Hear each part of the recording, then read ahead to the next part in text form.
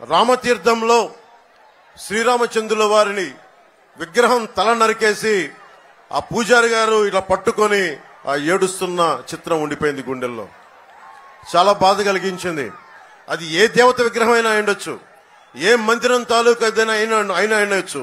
కానీ ఈ రోజుకి ఒక్క చర్య తీసుకోలేదు. దానికి కారణం ఏంటి? మనలో మనం కొట్టుకోవాలి, మత కలహాలు రావాలి, అప్పుడు తను ఏరికలో ఉండొచ్చు, పాలన చేయొచ్చు. ఇది పోవాలి అంటే మనకి ముఖ్యంగా లా అండ్ ఆర్డర్ ని బలంగా చూసుకునే ప్రభుత్వాలు కావాలి.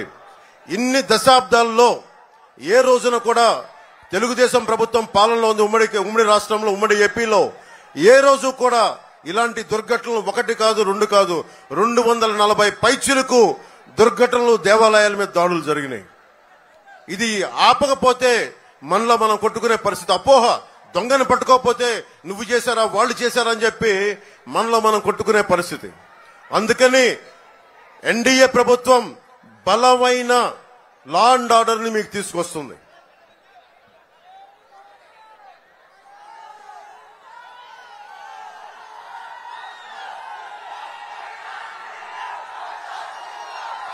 నెల్లిమర్లలో మనకి వైజాగ్ చాలా కీలకమైన స్థలం. ఇది చాలా కీలకమైన ప్రాంతం.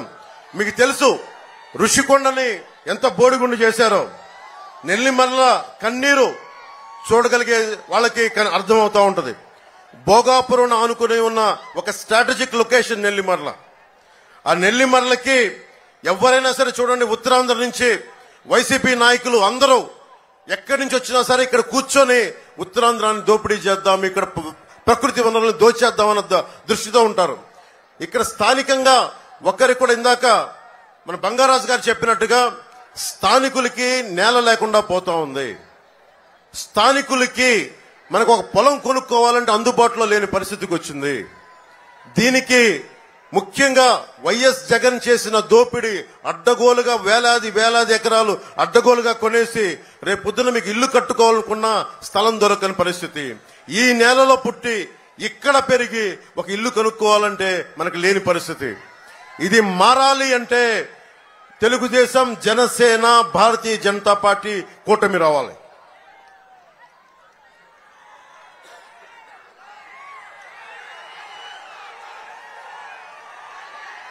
బోడుకొండ అప్పలనాయుడు గారు, బొత్స గారి ఆయన ఎక్స్టెండెడ్ హ్యాండ్ అంటారు.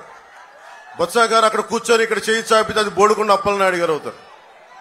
ఈ 5 సంవత్సరాల్లో ఒక్క రోడ్డు కూడా వేయలా, ఒక్క అభివృద్ధి కార్యక్రమం చేయలా.